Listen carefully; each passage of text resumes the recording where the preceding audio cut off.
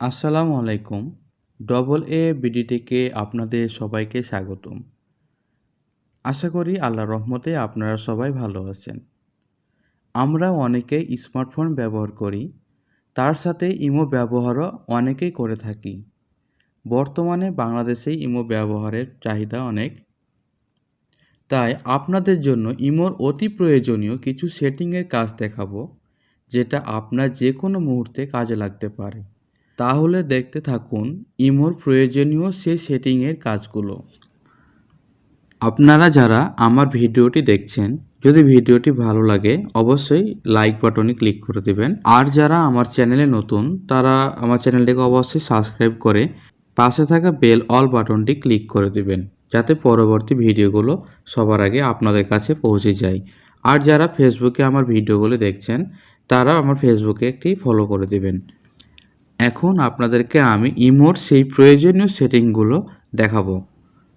আপনারা অবশ্যই আপনাদের ইমো অ্যাপসটি আপডেট করে নেবেন। আমি এখন আপনাদেরকে প্রথম সেটিংয়ের কাজটি দেখাবো। আমি ইমোটি ওপেন করলাম। ইমোটি ওপেন করার পরে উপরে বাম পাশে মেনু অপশনে ক্লিক করলাম। ক্লিক করার পরে দেখুন সুইচ অ্যাকাউন্ট আছে, সুইচ অ্যাকাউন্টে ক্লিক করব। সুইচ অ্যাকাউন্টের কাজ হচ্ছে আমরা অনেকেই একের অধিক ইমো অ্যাকাউন্ট ব্যবহার করে থাকি। একের অধিক ইমো অ্যাকাউন্টের জন্য অনেকেই একের অধিক ইমো অ্যাপস ব্যবহার করে থাকে।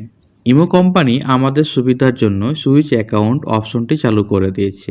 এখানে আপনি একসাথে একের অধিক আপনার ইমো অ্যাকাউন্ট অ্যাড করতে পারবেন। এখানে সর্বোচ্চ 6টি পর্যন্ত ইমো অ্যাকাউন্ট অ্যাড করা যায়। আপনাদেরকে দেখায় আমি একটা ইমো অ্যাকাউন্ট অ্যাড করে আমি অ্যাড অ্যাকাউন্টে ক্লিক করলাম। অ্যাড অ্যাকাউন্টে ক্লিক করার পরে আমি যে নাম্বারে ইমো অ্যাকাউন্টটি ওপেন করব সেই নাম্বারটা আমি এখানে উঠাচ্ছি।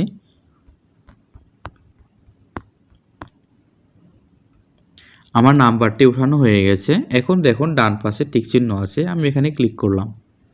আমি ওকেতে ক্লিক করলাম।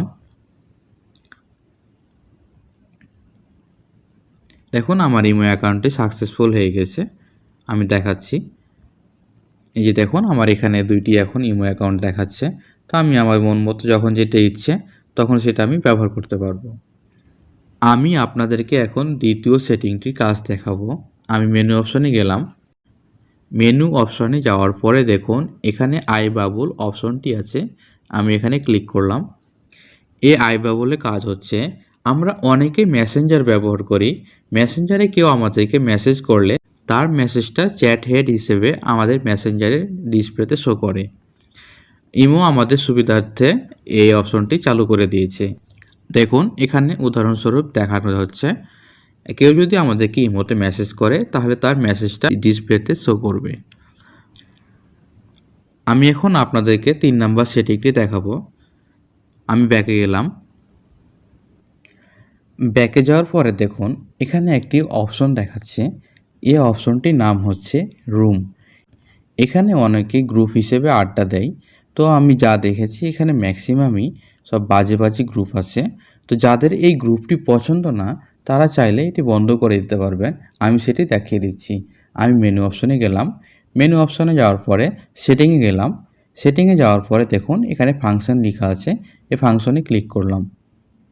এখানে দেখুন লেখা আছে ভয়েস ক্লাব। এই ভয়েস ক্লাব যদি আমি অফ করে দিই তাহলে আমার ওই অপশনটি অফ হয়ে যাবে। আমি আপনাদেরকে দেখাচ্ছি, আমি এটি অফ করে দিলাম।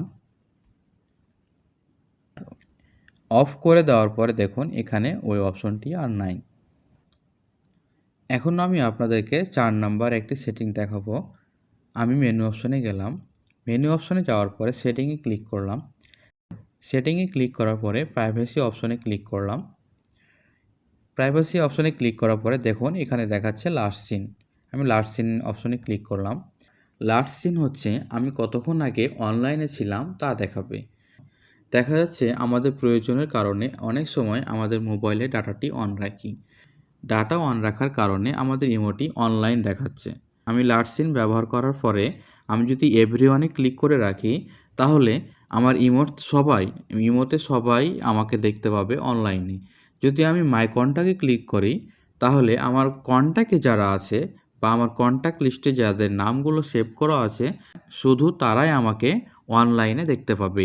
আর যদি আমি নোবডিতে ক্লিক করে রাখি, তাহলে কেউ আমাকে দেখতে পাবে না আমি অনলাইনে আছি না অফলাইনে আছি। আমার ডাটা অন থাকার পরেও আমাকে অফলাইনে দেখাবে। আমি ৫ নাম্বার যে সেটিংটি দেখাবো তা হচ্ছে রিড রিসিপ্ট। রিড রিসিপ্ট অপশনের কাজ হচ্ছে, আমরা অনেক সময় দেখি আমাদেরকে কেউ মেসেজ করলে আমরা সেই মেসেজটার রিপ্লাই তৎক্ষণাৎ দিতে চাই না, বা কেউ কোনো মেসেজ করলে আমরা সেই মেসেজের রিপ্লাই সেই মুহূর্তে দেওয়ার মতো পরিস্থিতি থাকে না। যে আমাকে মেসেজ করেছে হয়তোবা সে মনে করবে যে আমি তার মেসেজটি দেখার পরও তার মেসেজের কোনো রিপ্লাই দিচ্ছি না। এতে সে রাগ করতে পারে বা মনে কষ্ট নিতে পারে।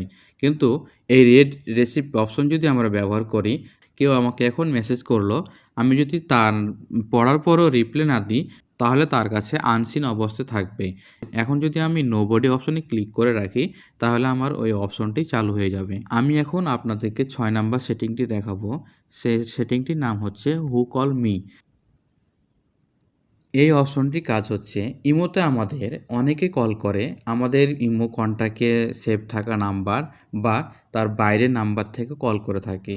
কিন্তু আমরা এখানে অনেকে চাই যে আমাদের বাইরে কেউ না কল করুক বা কল করে বিরক্ত না করুক। তাই এখানে ২টি অপশন আছে, এভরিওয়ান আর মাই কন্ট্যাক্ট।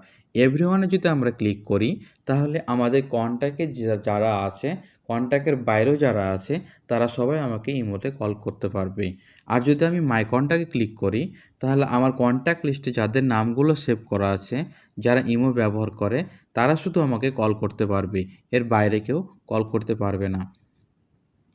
আমি এখন আজকের ভিডিও সর্বশেষ যে সেটিংটি দেখাচ্ছি, কল ব্লক।